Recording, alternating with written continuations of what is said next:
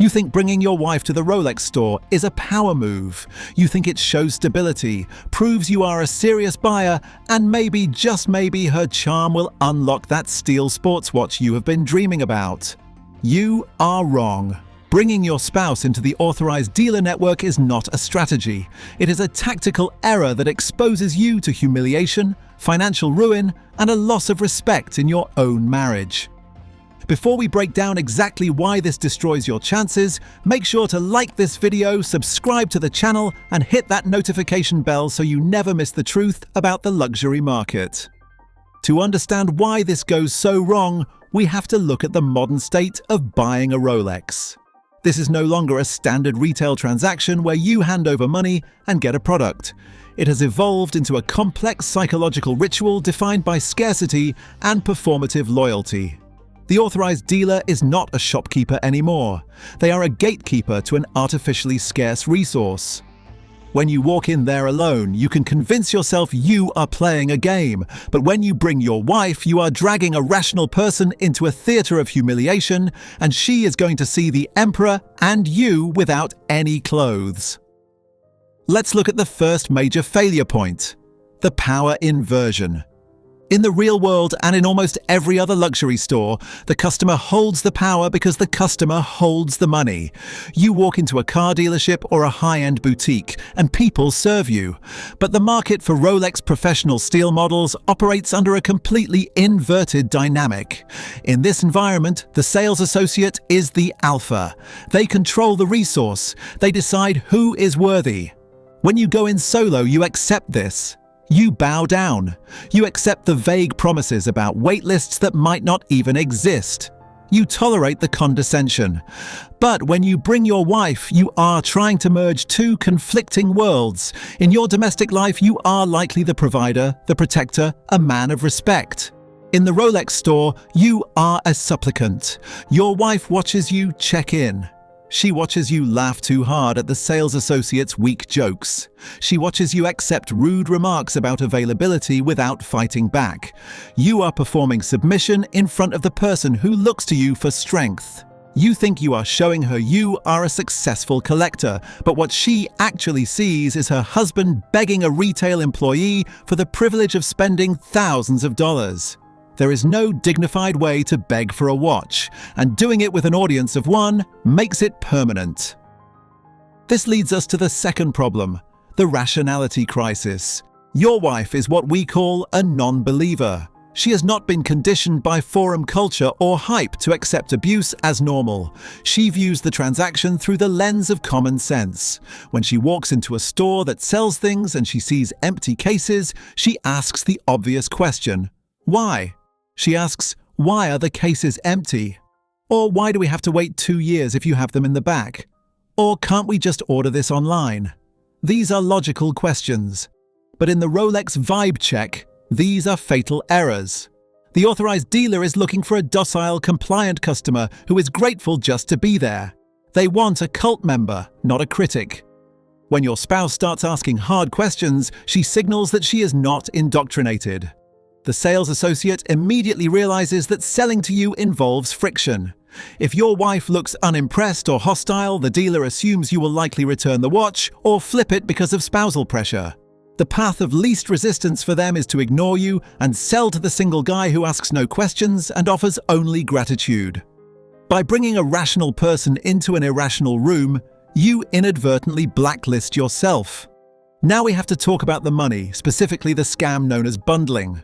A common strategy guys use is to buy the wife jewelry or a less desirable watch to build a spend history.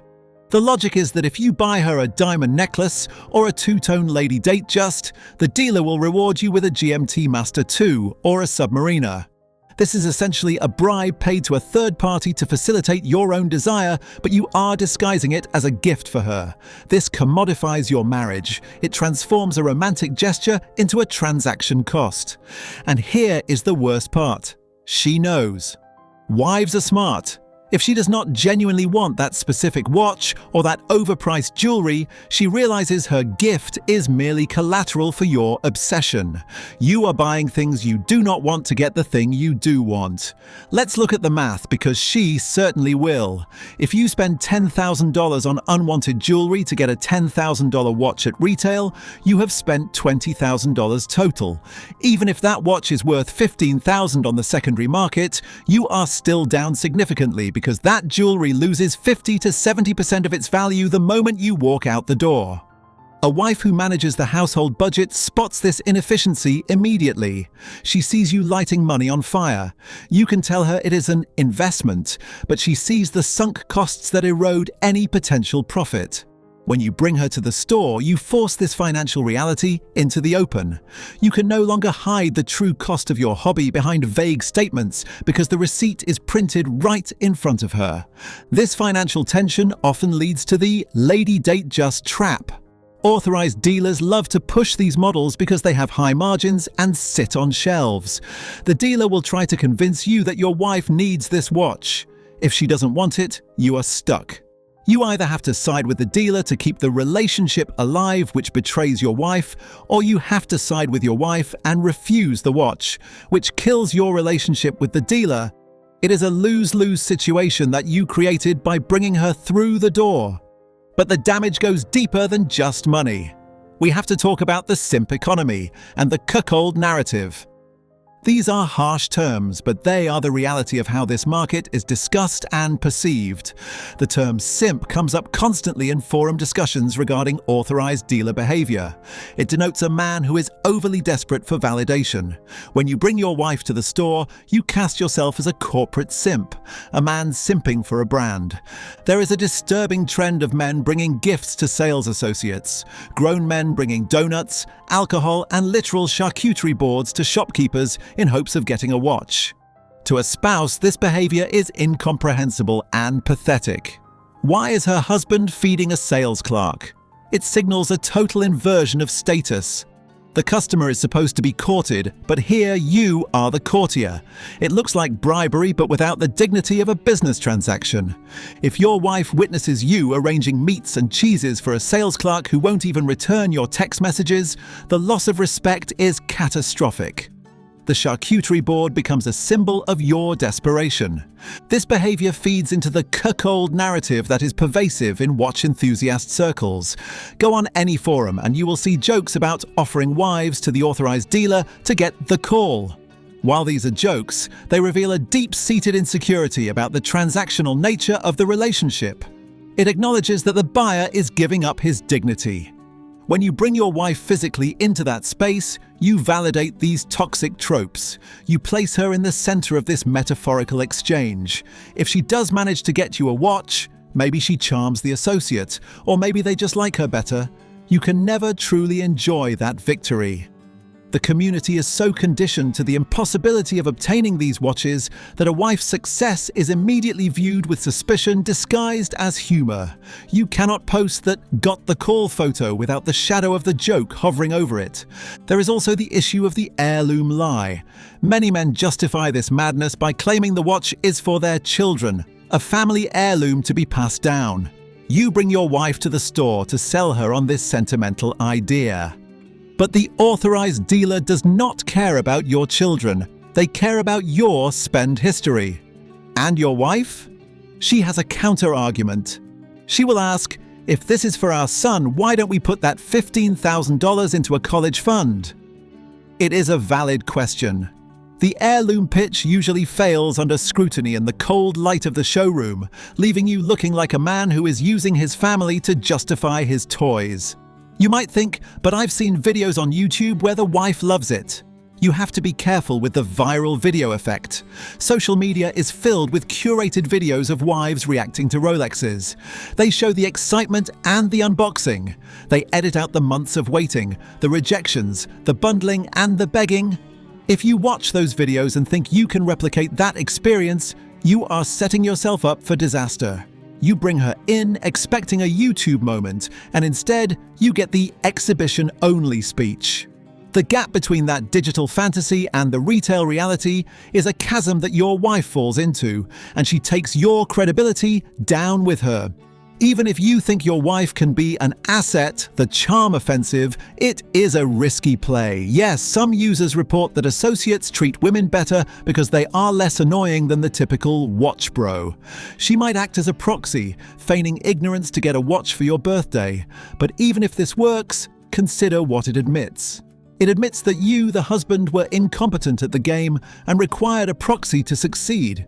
It suggests a man cannot buy a man's watch on his own merits. So what is the verdict? The research is overwhelming. Never bring your wife to the Rolex authorized dealer. The authorized dealer experience is designed to humble you. You should shield your partner from witnessing that subjugation. The culture is poisoned by misogynistic tropes and financial traps that a rational spouse will spot from a mile away. The optimal strategy for the Rolex enthusiast is compartmentalization. The pursuit of the watch should be a solitary endeavor, a hunt conducted alone.